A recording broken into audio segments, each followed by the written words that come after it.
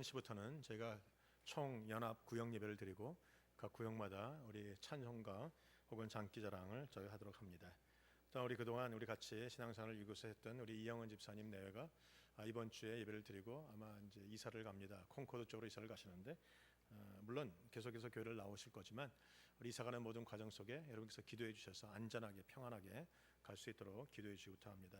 또 우리 이영옥 집사님 지금 태평양 여성교회 대표로 지금 리노 한인 장로교에서 열리는 그 집회에 참여하고 계십니다. 우리 교단에서 하는 여성교회 집회인데 거기에 참여하시고 계시고 끝나면 아마 돌아오실 것 같습니다. 그래서 우리 미국 장로교를 놓고 기도해 주셔서 우리 미국 장로교가 하나님 앞에 회개하는 또 하나님 앞에 돌아오는 그런 귀한 역사가 우리 한인교로부터 시작될 수 있도록 도와주시기 바랍니다. 이번에 총회가 열렸는데 한인교회 연합회가 그곳에서 그 미국 사람들에게 요청을 했어요. 우리 존 낙스라는 분이 우리 신학자가 우리 장로교단을 시작한 이후에 지금 500주년을 맞이합니다. 그래서 장로교가 시작된 500주년을 기념해서 우리 미국 장로교가 하나님 앞에 회개하고 말씀 가운데 돌아가기 위해서 우리가 기도하자. 그래서 10월 달을 특별히 기도하는 달로 정하고 우리 미국 장로교가 회개하면서 기도하기로 했습니다. 물론 잘못된 결정들을 자꾸 내리지만 그러나 저는 하나님의 은혜를 여전히 기대하고 여전히 믿습니다. 하나님께서 장로교를 세우시고 이 장로교회가 하나님의 뜻대로 이 땅에 가장 귀한, 이제까지는 가장 귀한 교단이었는데 앞으로도 그 귀한 교단의 모습을 갖춰갈 수 있도록 우리 장로교를 놓고 계속 기도해 주시기 바랍니다. 오늘 저희들에게 주신 하나님 말씀은 요한복음 13장 1절로 11절까지 있는 말씀입니다. 한 절씩 교독하도록 합니다. 요한복음 13장 1절로 11절까지 있는 말씀을 한 절씩 교독합니다. 6월절 전에 예수께서 자기가 세상을 떠나 아버지께로 돌아가실 때가 이른 줄 아시고 세상에 있는 자기 사람들을 사랑하시되 끝까지 사랑하시니라. 아기가 벌써 시몬의 아들 가룟 유다의 마음에 예수를 팔려는 생각을 넣었더라. 저녁 먹는 중 예수는 아버지께서 모든 것을 자기 손에 맡기신 것과 또 자기가 하나님께로부터 오셨다가 하나님께로 돌아가실 것을 아시고 저녁 잡수시던 자리에서 일어나 겉옷을 벗고 수건을 가져다가 허리에 두르시고 이에 대야에 물을 떠서 제자들의 발을 씻기시고 그 두르신 수건으로 닦기를 시작하여 시몬 베드로에게 이르시니 베드로가 이르되 주여 주께서 내 발을 씻으시나이까. 예수께서 대답하여 이르시되 내가 하는 것을 내가 지금은 알지 못하나 이후에는 알리라. 적지 못하시느리다. 예수께서 대답하시되 내가 너를 씻어주지 아니하면 내가 나와 상관이 없느니라. 시몬 베드로가 이르되 주여 내 발뿐 아니라 손과 머리도 씻어 주옵소서. 예수께서 이르시되 이미 목욕한 자는 발밖에 씻을 필요가 없느니라. 온 몸이 깨끗하니라. 너희가 깨끗하나 다는 아니니라 하시니 이는 자기를 팔 자가 누구인지 아심이라. 그러므로 다는 깨끗하지 아니하다 하시니라. 아멘. 오늘 본문에 있는 말씀을 가지고 하나님의 은혜를 함께 나누도록 합니다. 오늘 본문에 보면 예수님의 그 이야기가 쭉 나오는데 우리가 잘 알다시피 예수님은 이 땅에서 33년을 계셨습니다. 그리고 마지막 공생애, 즉 하나님의 일을 하신 시간은 3년 조금 넘습니다. 그 3년 조금 넘는 동안 많은 일들이 있었는데 오늘 성경에 보면 대부분 마태복음, 마가복음, 누가복음, 요한복음 다 예수님의 행적을 기록할 때 대부분 그 3년 가운데서도 특별히 앞에 일주일, 십자가에 돌아가시기 일주일 전의 사건들이 가장 많습니다. 요한복음만 봐도 그게 9장 이상이나 할애하면서 그 시간을 우리에게 설명하고 있다는 것입니다. 많은 일들이 있었지만 십자가에 달리신 사건과 부활하신 사건을 중심으로 움직이고 있습니다. 다시 말하면 기독교인들에게 가장 중요한 사건이라는 것은 바로 십자가의 사건과 부활의 사건이라는 것입니다. 성경을 공부하다고 보면 또 성경 공부를 하겠다고 하면 늘 나오시는 분들이 계세요. 좋은 것입니다. 그러나 성경을 다 몰라도 괜찮습니다. 성경을 구석구적 신학적인 것, 성경적인 것 다 몰라도 괜찮지만 여러분이 꼭 알아야 되는 것이 있는데 그게 뭐냐면 십자가의 사건과 부활의 사건인 것입니다. 그게 신앙의 핵심입니다. 그게 신앙의 전부입니다. 그게 신앙의 가장 중요한 것입니다. 여러분이 십자가의 사건과 부활의 사건만 확실히 믿으면 여러분은 구원받은 것이고 다른 것은 성령 하나님이 하나하나 깨우쳐 주시고 알려주시고 함께 하시리라 믿습니다. 여러분의 인생의 초점이 무엇인지 알아야 돼요. 공부 잘하는 사람은 핵심을 파악합니다. 잘 신앙생활 하는 사람도 핵심이 중요한데 그게 바로 십자가의 사건과 부활의 사건이라는 것입니다. 오늘 본문에 보면 십자가의 달리시기 전에, 즉 예수님께서 체포되시기 바로 전날 밤에 있었던 사건이 일어나고 있습니다. 오늘 본문에 보니까 1절에 유월절 전에 예수께서 자기가 세상을 떠나 아버지께로 돌아가실 때가 이른 줄 아시고 세상에 있는 자기 사람들을 사랑하시되 끝까지 사랑하시니라 그랬습니다. 주님은 이미 아신다는 겁니다. 주님 이미 미래의 일들을 아신다는 겁니다. 앞으로 어떤 일이 일어날지를 알고 계신다는 겁니다. 이제 내일이면 체포될 것이고 이제 곧 십자가에 달려서 죽을 것을 알고 계셨어요. 아니, 예수님이 자신의 일만 아셨습니까? 아니요. 성경에 보니까 제자들의 일들도 아셨어요. 그래서 오늘 베드로에게는 뭐라고 하십니까? 내가 나를 배반할 것이라고 말씀하신 적도 있지 않으십니까? 주님은 다 아십니다. 아시지만, 즉 제자들이 곧 배반하고 곧 자기를 저주하고 곧 자기만 살겠다고 주님을 버리고 도망할 것을 알고 계셨지만, 그러나 오늘 본문에 보니까 주님이 사랑하시되 끝까지 사랑하셨다고 합니다. 여러분, 주님의 사랑이 이런 사랑입니다. 주님은 여러분을 아십니다. 여러분의 마음속에 있는 생각을 아십니다. 여러분이 어떠한 동기로 일하는지도 아십니다. 여러분에게 어떠한 감춰져 있는 죄가 있는지도 아시고, 여러분이 어떠한 습관이 있는지도 아시고, 여러분이 사람들 앞에 얼마나 포장하고 다니는지도 알고 계십니다. 여러분, 교회 오면 사람들이 다 양복을 입고 다 교회 주일날 보기에는 다 괜찮은 사람인 것처럼 보여요. 신앙도 좋고 사람들이 괜찮은 것처럼 보입니다. 우리는 다 어느 정도 가리고 살아갑니다. 왜 가리고 살아갑니까? 사람들이 나의 본 모습을 보면, 나의 습관을 보면, 나의 속사람을 보면, 내가 정말 어떠한 생각과 어떠한 말과 어떠한 행동을 하는지를 알게 되면 사람들이 나를 무시할까 봐, 사람들이 나를 버릴까 봐, 사람들이 나를 수치를 줄까 봐, 사람들이 나를 저주할까 봐, 사람들이 나를 미워할까 봐 사람들에게 가리고 살지 않습니까? 근데 여러분, 더 이상은 가릴 필요가 없어요. 주님은 아십니다. 아시지만 버리지 아니하십니다. 아시지만 미워하지 않으십니다. 아시지만 저주하지 않으십니다. 아시지만 끝까지 사랑하신다는 거예요. 오늘 여러분, 주님의 이 사랑을 아셔야 됩니다. 주님이 여러분을 몰라서가 아닙니다. 아시지만 주님 앞에는 정직하게만 나가면 돼요. 우리가 늘 그게 고민 아니었습니까? 저도 그게 고민입니다. 목회자이기 때문에 많은 사람들에게 보여지는 부분이 있어요. 보여지지 않는 부분도 있습니다. 물론 제가 보여지지 않는 부분과 보이는 부분이 다 동일한 사람이지만, 그래도 조금 하나 뭔가 부족할 때 내가 늘 하나님 앞에 두려움 있지 않습니까? 사람들이 알면 어떻게 하나? 사람들이 내 진짜 모습을 알면 어떻게 하나? 그런 두려움들이 있어요. 근데 그때마다 이 말씀이 저에게 얼마나 큰 위로가 되는지 모르겠어요. 사람은 그러나 주님은 아시면서도 끝까지 사랑하신다. 여러분, 옆사람에 고백하세요. 주님이 당신을 끝까지 사랑하십니다. 예수님이 알고 계십니다. 여러분의 약점도, 여러분의 연약함도, 여러분의 실수도, 여러분의 실패도 다 아시지만 그러나 여전히 사랑하고 계세요. 여러분, 주님의 이 사랑을 한 번만 맛보면 두려움이 사라집니다. 이 사랑을 알게 되면 담대함이 생깁니다. 이 사랑을 알게 되면 끝까지 기쁨이 있고 구원의 감격을 잃어버리지 않고 살 수 있다는 것입니다. 여러분이 날마다 이 사랑 가르쳐 주셔야 합니다. 옆에 사람에게, 남편에게, 아내에게, 자녀에게 예수님이 당신을 끝까지 사랑하신다, 나도 너를 사랑한다, 여러분이 항상 그 말을 입에 달고 살아야 된다는 것입니다. 오늘 본문에 보면 주님이 끝까지 사랑하신다고 말하는데, 사실은요, 이 본문에 나오는 이 내용들은 별반 그게 아름다운 내용들은 아닙니다. 또 그 앞에 나왔던 12장도 별반 좋은 얘기들이 아닙니다. 그 앞에 보면 어떤 일이 있습니까? 예수님과 제자들이 함께 가는데 예수님이 늘 데리고 다녔던 베드로와 요한과 야고보, 그 중에 이 야고보와 요한이 시작된 이 싸움이 시작됐어요. 어떤 싸움입니까? 누가 더 크냐의 싸움입니다. 누가 더 큰 위치를 잡고, 누가 더 영향력이 크고, 누가 더 권세가 있고, 누가 더 인정받고, 누가 더 높아지느냐의 싸움이에요. 그 싸움이 전유가 돼서 모든 제자들과 다 함께 그냥 우글우글 왁작지껄 딱 누가 크냐고 싸우는 대목이 분명히 거기에 나옵니다. 한심한 사건입니다. 여러분, 우리가 모든 걸 다 버리고 주님을 따라가지 않습니까? 베드로도 마찬가지고, 다 모든 배를 버려두고 그물을 버려두고 주님을 따라왔던 그들이 결국은 주님을 섬긴다고 하면서 속에서 욕심이 살아나요. 그래서 누가 더 크냐의 문제라. 사실은요, 고민은 요한과 야고보가 더 했을 거예요. 베드로는 그래도 수제자란 말입니다. 아마 누가 뭐래도 수제라는 것에서 벗어나지 않을 거예요. 그러니까 자기도 또한 다른 사람도 생각하기에 주님의 오른쪽에는 반드시 베드로가 앉아 있을 것이다. 그러면 주님의 왼쪽에 누가 앉아 있겠는가? 이 문제가 심각한 거예요. 그래서 요한과 야고보가 막 다툽니다. 그러다 보니까 엄마가 안 될 것 같으니까 쫓아옵니다. 여기서 치맛바람이 시작되는 거예요. 예수님께 찾아와서 물어봅니다. 주님, 주님의 나라가 임하실 때 내 아들 하나는 왼쪽에, 아들 하나는 오른쪽에 앉혀 주시옵소서. 여러분 치맛바람 한국 사람이 센 게 아니라 히브리 여인들이 더 셉니다. 미국 사람들도 만만치 않아요.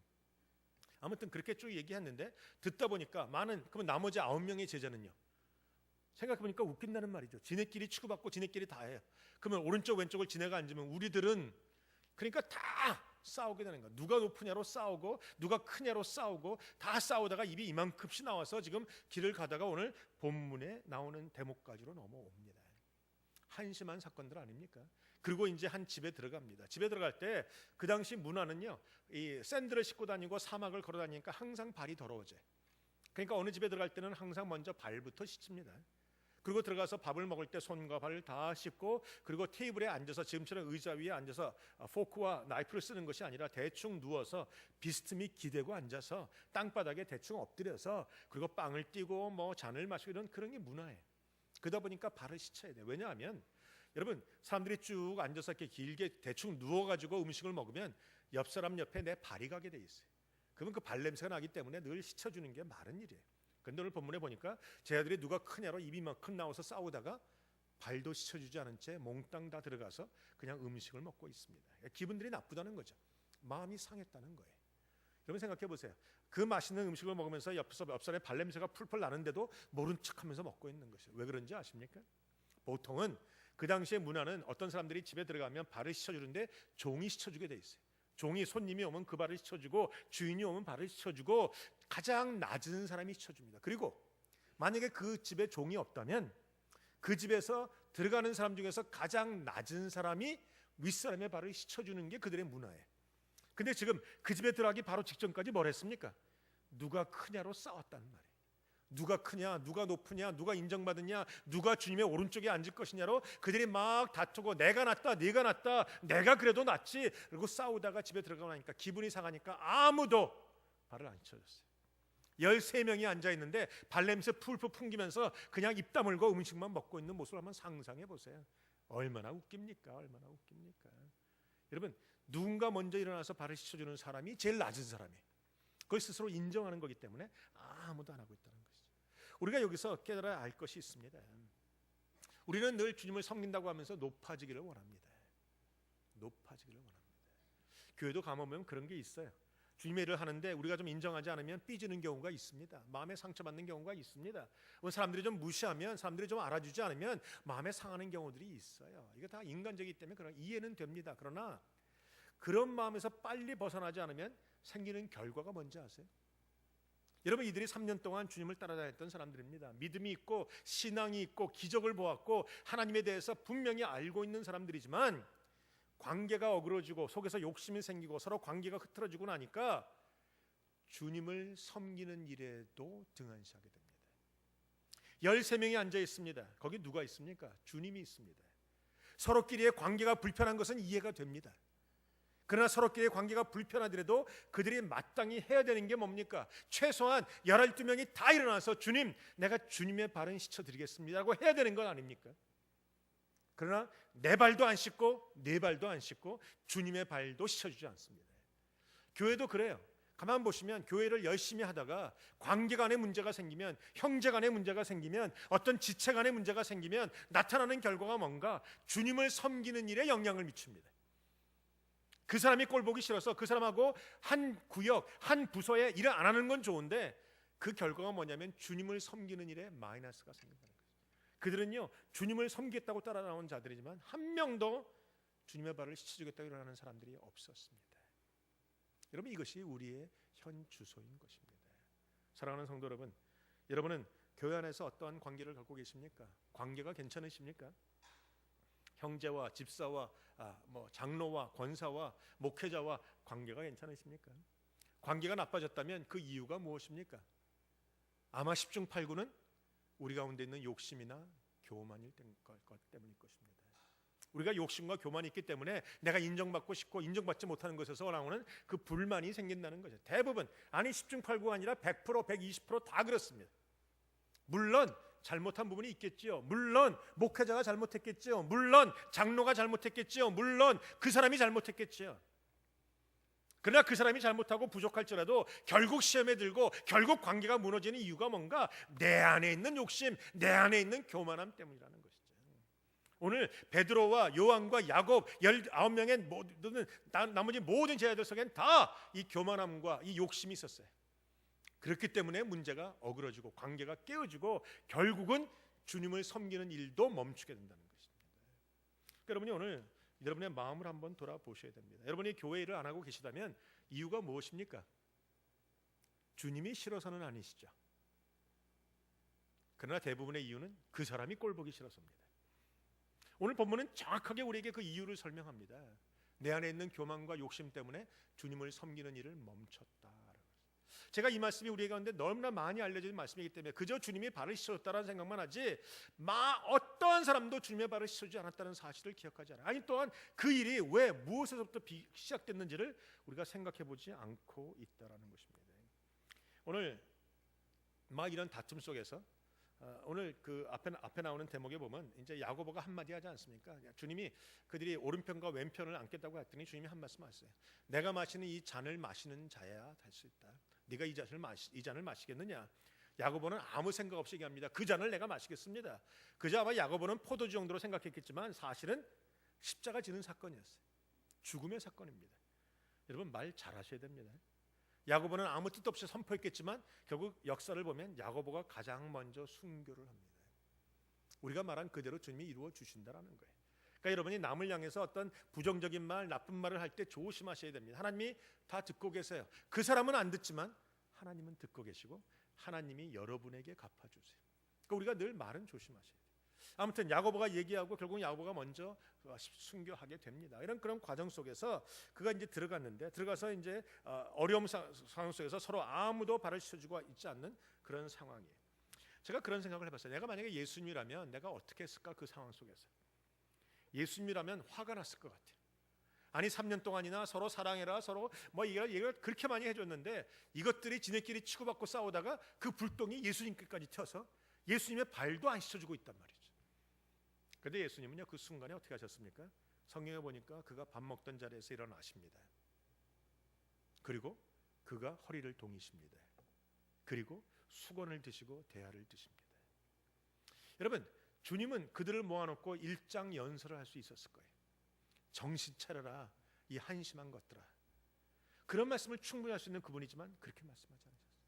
그분은 몸소 사랑을 보여주셨습니다. 일어나서 허리를 동이십니다. 일어나서 허리를 동이셨어요. 누군가는 일어나야 됩니다. 누군가는 먼저 기득고 누군가는 먼저 그 가장 처음 일을 시작하셔야 되는 것이. 우리가 많은 경우에 관계가 오래됐을 때 항상 기다립니다. 제가 물어보면 늘 그런 말씀하세요. 집사님 왜 안 푸세요? 목사님 난 풀고 싶은데 저 사람이 먼저 전화해야지. 저 사람이 먼저 해야 됩니다. 저 사람이 잘못했으니까 저 사람이 먼저 사과하기 전까지는 안 합니다. 우리는 늘 다른 사람에게 먼저 하기를 원합니다. 근데 주님은 먼저 일어나셨습니다. 사랑하는 성도 여러분, 관계가 어려져 있다면 여러분이 먼저 일어나셔야 됩니다. 다른 사람에게 책임 전가하지 말고 다른 사람에게 그 이유 되지 말고 내가 먼저 일어나는 일을 하시는 여러분들이 되시길 주님의 이름으로 축원합니다. 주님은 먼저 일어나셨습니다. 그리고 허리를 동이십니다. 허리를 동였다는 말이 뭔가? 오늘 베드로는 나중에 그 사건을 기억하면서 이렇게 합니다. 겸손으로 허리를 동였다. 사랑하는 성도 여러분, 남을 사랑하고 남을 섬기는데 가장 중요한 것은 겸손입니다. 내가 마음이 교만해져 있고 내가 마음이 높아져 있는 한 절대로 섬기지 못해요. 절대로 화해하지 못합니다. 절대로 용서도 할 수 없고 용납도 안 돼요. 내 마음이 높아져 있기 때문에. 그러니까 여러분이 해야 되는 것은 먼저 겸손함이에요. 여러분 사랑에서 겸손함이 빠지면 아무것도 아닙니다. 그거는 집착일 뿐입니다. 사랑에는 반드시 겸손함이 포함되어 있어야 돼요. 오늘 예수님은 일어나십니다. 그리고 겸손으로 허리를 동이십니다. 그리고 대야를 드셨어요. 여러분 대야라는 것이 우리가 지금 알고 있는 플라스틱 대야 같은 게 아닙니다. 그 당시에는 두 가지가 있다고 하죠. 나무를 다 통나무를 긁어내서 이렇게 두껍게 만든 물을 받는 대야. 그거 드는 것도 무거워요. 아니 심지어는 어떤 학자는 말하기를 그 당시에는 그렇게 하지 않고 돌을 깎아서 이렇게 그릇의 모양으로 만들어서 들고 다녔다. 얼마나 무겁습니까? 더군다나 한 번도 아니고 12명의 제자의 물을 받아다가 제가 가만히 생각하니까 예수님이 물 한 번 받으시고 그 물로 12명을 다 씻어주지는 않으셨을 거예요. 그렇지 않습니까? 한 명 씻어주면 그 물이 새까매지는데 2명 씻어주면 그 물에 냄새가 나는데 3명 씻어주면 아무도 발 달고 싶지 않는 그런 말. 아닐 거예요. 한 명 물 씻어주시고 물 갖다 버리시고 물 떠 오셔서 또 하시고 또 갖다 버리시고 물 떠 오셔서 또 하시고 12명을 다 하셨다는 것이죠. 힘든 일을 땀을 흘리면서 눈물 흘리면서 애쓰시면서 아프면서 무릎 아프고 허리 아프고 관절 아프시면서 그 일을 행하신 거예요. 여러분, 사랑이라는 것은 그렇습니다. 사랑에는 수고가 다르요. 사랑이 수고가 없으면 사랑이 아닌 거예요. 입으로만 하는 사랑은 사랑이 아닌 거예요. 여러분이 땀을 흘리면서 하는 사랑이야 진짜 사랑인 것입니다. 여러분의 몸을 아프면서까지도 행하는 그 사랑이어야 진짜 사랑인 것입니다. 요새 사랑은요 너무 값싸졌어요. 예전에는요 그나마 편지를 쓸 때 손이 아프도록 글을 썼어요. 사랑합니다. 요새는 그것도 안 하잖아요. 어떻게 합니까? 사랑합니다. 요새는 그것도 안 해요. 사랑합니다 합니다. 이제는요 너무 사랑이 값싸졌어요. 수고하는 사랑은 아진에 사라졌어요. 수고하는 사랑이 조금 남아있긴 남아있습니다. 언제 남아있습니까? 손자 손녀를 돌보는 사랑에는 좀 남아있는 것 같아요. 땀을 흘리고 다리가 아프고 팔이 아프고 손자 손녀 돌보는 그 외의 사랑은 이미 사라졌어요. 여러분, 사랑하는 성도 여러분, 수고하지 않는 사랑은 사랑이 아닌 거예요. 주님을 사랑한다면 교회에서 수고하는 게 당연한 것이고, 주님을 사랑한다면 주 앞에서 봉사하는 게 당연한 것이고, 성도를 사랑한다면 성도를 위해서 내가 애쓰고 땀 흘리는 거, 내가 모든 걸 해주는 게 당연하다는 것입니다. 사랑에는 수고가 따르고 있어요. 수고 없는 사랑은 사랑이 아닌 것입니다. 오늘 주님은 일어나셨어요. 그리고 겸손으로 허리를 동이시고 대야를 드는 수고, 물을 떠오는 수고, 그들의 발밑에 앉는 수고를 하셨다는 것입니다. 제가 재미있는 생각을 해봤습니다. 예수님이 물을 떠오시고 12명의 제자들을 딱 바라보십니다. 제자들이 이렇게 멀뚱멀뚱 쳐다보지 않겠습니까? 그놈 중에 한 놈도 일어나서 주님 안 됩니다, 내가 하죠 한 놈이 하나도 없었어요. 그 12명이 그냥 앉아서 멀뚱멀뚱 쳐다보고 있는데 주님이 대야를 들고 누군가에게 가십니다. 그리고 그의 발밑에 앉아서 누군가의 발을 씻어주십니다. 그 누구와 누굴까요? 물론 성경에는 안 나와 있습니다. 누구의 발을 가장 먼저 씻어주었을까? 어떻게 생각하십니까? 12명 제자 중에서 누구 발을 가장 먼저 씻어주신 것 같습니까? 아무 생각이 안 드십니까? 네? 제가 생각해봤어요. 누굴까? 물론 안 써있어요. 그런데 가만히 생각해보니까 대충 떠오르는 생각이 있어요. 또한 크리스토돔이라는 이 성서학 신학자가 얘기하기를 아마도 주님은 제일 먼저 가룟 유다에게 갔을 것이다. 왜? 가장 원수 같은 놈, 가장 사랑하기 힘든 사람, 가장 싸가지 없는 그 사람, 가장 철딱선이 없는 그 사람, 가장 정말 철면피 같은 그 사람, 주님이 찾아가셨다는 거예요. 사랑하는 성도 여러분, 오늘도 여러분도 그 사람 찾아가십시오. 찾아가서 야 똑바로 살아 말하지 마시고, 야 내가 너 사랑해 주기로 결정했어, 그런 말도 하지 마시고 그저 겸손으로 허리를 동이시고 대야를 드시고 그의 발부터 씻어주세요. 주님은요 사랑할 수 없는 사람부터 사랑하셨습니다.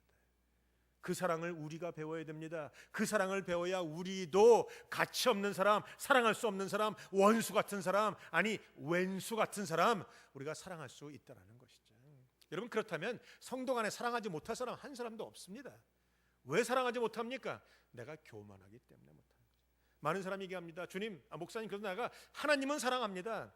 성경은 뭐라고 하는지 아세요? 하나님을 사랑하는 자는 형제를 사랑할 수 있어야 된다고 얘기하는 것이죠. 이거와 이것은 같이 가는 거예요. 이것만 가는 건 사랑이 아닌 겁니다. 하나님을 사랑했다면 이 사랑 가지고 형제 또한 사랑할 수 있어야 되는 것이죠. 누가 형제입니까? 누가 이웃입니까? 가장 못돼 먹은 것이 이웃이고 가장 못돼 먹은 것이 우리가 사랑을 해주는 사랑의 대상이어야 된다는 것입니다. 아니 그 사람이 안 달라지면 어떻게 합니까? 오늘 여러분, 안 달라져도 괜찮습니다. 여러분은 사랑을 하라고 부르심을 받았지 사랑을 해서 상대방을 꼭 변화시켜야 된다라고 부르심을 받은 사람이 아니에요. 우리의 부르심이 뭔지를 아셔야 돼. 내 부르심과 내 사명은 사랑을 하는 것으로 끝납니다. 이게 우리의 부르심이고 우리의 사랑, 우리의 사명이라는 것이죠. 오늘 여러분, 사람끼리 관계가 문제가 생기면 어떤 일이 벌어지는가? 여러분이 형제간에 관계에 문제가 생기고 섭섭하게 되고 삐지게 되고 그렇게 되면 첫 번째 나타나는 결과는 주님의 일을 멈추게 됩니다. 이게 가장 안 좋은 결과지만 그래요. 두 번째 결과가 뭐냐면 여러분 마음속에 신앙을 잃어버리는 유혹이 들어옵니다. 오늘 본문에 보니까 그들만 다툼이 있던 그런 사람들 속에 다 주님을 섬기는 일을 멈춰버렸고, 두 번째로 주님이 가룟 유다를 씻어주고 다 한 후에 가룟 유다의 마음속에 뭐가 생기냐면 사단이, 마귀가 예수를 팔려는 생각을 집어넣습니다. 우리가 형제간의 관계가 자꾸 문제가 생겼을 때 어떤 일이 생기냐면 사단이 그 시점을 놓치지 않는다는 거예요. 사단은요, 여러분이 형제간의 관계가 문제 생겼을 때 바로 유혹을 합니다. 결국 형제간의 문제, 지체간의 문제, 집사와 집사, 장로와 장로, 장로와 목사, 목사와 성도, 이 관계의 문제가 생기면 어떤 일이 생기냐면 주님의 일이 멈춰지고, 두 번째는 신앙을 잃어버리는 일이 생겨요. 가룟 유다는 그 유혹이 들어오자마자 그 다음에 어떻게 합니까? 가서 결국은 예수를 팔아먹는 일을 합니다. 여러분, 내가 저 사람은 미워해도 하나님과의 신앙은, 이 관계는 철통같이 지킵니다. 아니요, 그건 거짓말이에요. 형제간의 관계가 어그러지면 사단이 이 관계를 통해서 나에게 유혹을 딱 줘요. 여러분 많이 보셨을 거예요. 교회를 열심을 내다가 어떤 형제와 집사와 문제가 딱 생기니까 하던 주님의 일을 딱 스톱하고 그러면 좀 있으면 교회도 안 나와요. 교회도 안 나와요. 이게 가룟 유다에게 일어나는 일들이라는 거예요. 그러니까 여러분이 가장 중요한 것은 하나님을 사랑함과 동시에 옆 사람을 섬기고 사랑하는 일을 하셔야 되는 것이죠. 그래야 여러분이 하나님을 섬길 수 있고, 그래야 여러분이 신앙을 간직할 수 있다는 것입니다. 많은 사람들이 이 원리를 잘 몰라요. 원리를 몰라요. 여러분 지금 머릿속에 아마 떠오르는 사람들이 있을 거예요. 누가 내 주위에 가장 가치가 없는 사람인가? 누가 내 주위에 가장 사랑하기가 힘든 사람인가? 아니, 남편 바라보지 마시고 남편을 제외한 다른 사람들. 남편은요, 여러분이 무조건 하셔야 돼요. 아내는요, 하셔야 돼요. 하셔야 돼요. 아니, 하나님을 떠나가는데도 해야 됩니까? 뭐 그건 아니죠. 하나님 안에 있으라고 분명히 선포는 해야 되지만, 그러나 사랑하고 용서하고 용납하고 덮어주는 일은 해야 됩니다. 근데 여러분, 오늘도 여러분이 이 교회를 통해서 혹은 여러분 주위에 있는 사람들 중에서 가장 가치 없고 가장 가룟 유다와 같은 그 사람들에게 여러분 허리를 동이시고 대화를 드시고 사랑의 수고를 시작하시는 여러분 되시길 주님의 이름으로 축원합니다. 오늘 성도끼리의 질투와 교만과 이 불편한 관계 속에서 결국은 주님의 발을 아무도 씻어주지 않습니다. 재밌는 사건은요, 주님이 일어나서 대야를 가지고 다 12명을 씻어주셨어요. 그리고 앉으십니다. 그리고 밥을 먹습니다. 근데 뭔가 빠져있는 것이 있지 않습니까? 13명이 있습니다. 그리고 주님이 발을 다 씻어주셨습니다. 그리고 다시 앉아서 음식을 먹습니다. 근데 여전히 발냄새가 어디서 솔솔 납니다. 누구의 발입니까? 예수님의 발입니다. 예수님은 제자들의 발을 다 씻어줬는데 제자들 중에 그 어느 한 사람도 예수님, 저희가 주님의 발을 씻어드리겠습니다라고 한 사람이 한 사람도 없었어요. 그들도 압니다. 그러나 12명 중에 단 한 명도 일어나서 주님의 발을 씻어주지 않은 채 그냥 냄새나는 것을 냄새를 참아가면서 밥을 먹고 있는 그들의 모습이에요. 제가 성경을 읽다가 그 순간에 그런 생각이 딱 들자마자 얼마나 마음에서 회개가 일어났는지 몰라요. 주님, 나도 주님의 발이 더러워져 있는 것을 알면서도 여전히 씻기지 않고 여전히 상대방과 자존심 싸움을 하면서 여전히 성도들과 이런 그 키재기와 힘내기를 하면서 내가 주님을 섬기는 일을 여전히 하고 있지 않고 있지는 않습니까? 주님의 발은 여전히 더러워진 상태로 남아있지는 않습니까? 이게 주님이 저에게 주신 생각이고 내가 참 많이 회개를 했던 생각이에요. 하나님 앞에 내가 울면서 회개할 때 주님이 그런 말씀을 주셨어요. 내가 어떻게 합니까 주님? 어떻게 합니까 주님이라고 했을 때 주님이 뭐라고 하셨냐면, 내 발을 씻기기를 원하느냐? 네 주님, 그렇습니다. 그때 주님이 저에게 그런 말씀하셨어요. 내 발을 씻기기 원하면 내 발을 씻기기 원하면 내 발을 씻기고자 하는 마음으로 형제들의 발을 씻겨라 그러셨어요. 제가 그 말을 듣고 얼마나 위로가 됐는지 몰라요. 사랑하는 성도 여러분, 우리는 주님의 발을 씻기는 일에 부르심을 받은 자들입니다. 근데 우리가 주님의 발을 직접 씻겨드릴 수는 없습니다. 이제 더 이상은. 그럼 우리에게 주어져 있는 일이 뭡니까? 주님의 발을 씻기듯이 형제들의 발을 씻기는 것입니다.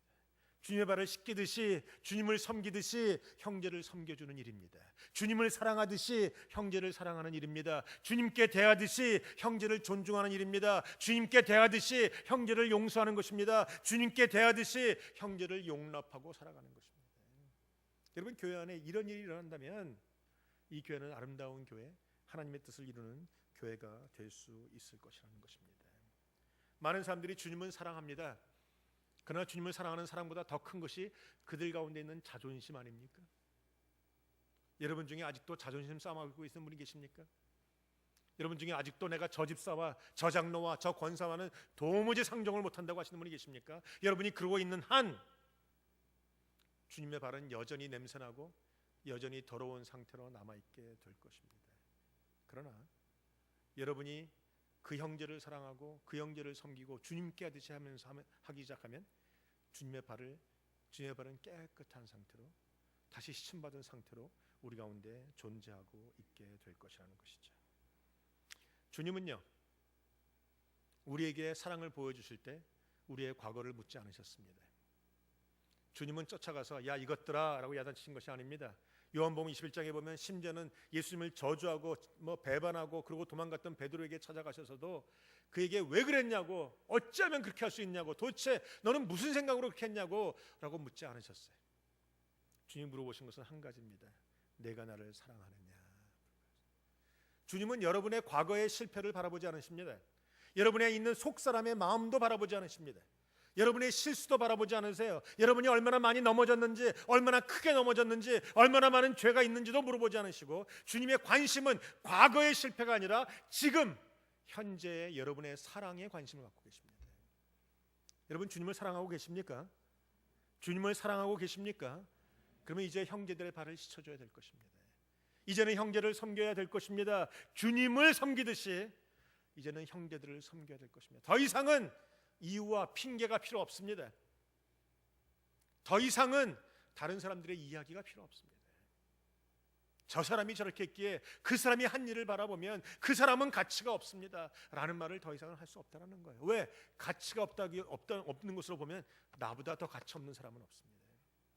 파렴치한 인간으로 보면 나보다 더 파렴치한 인간은 없습니다. 철면피 인간으로 보면 나보다 더 철면피인 인간은 없습니다. 그러나 주님이 나를 사랑하셨습니다.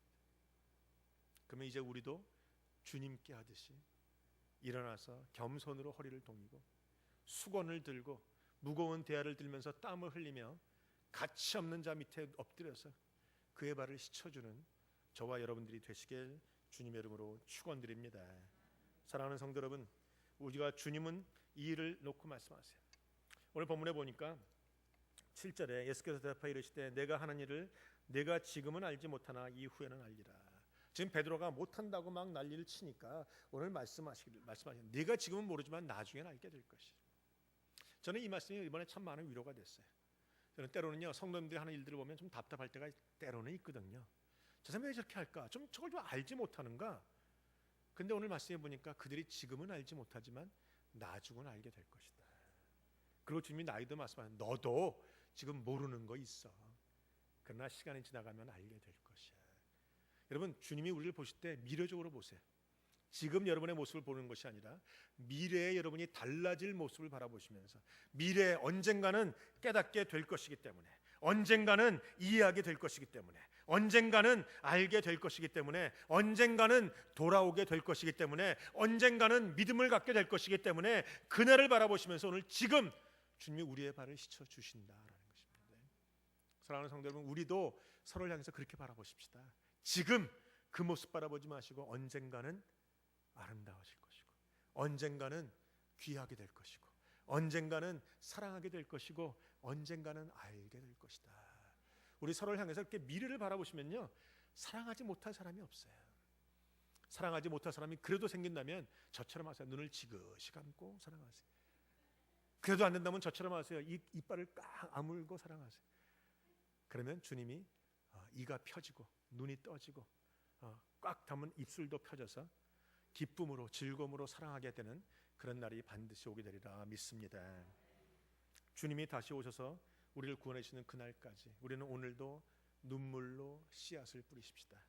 사랑으로 수고하십시다.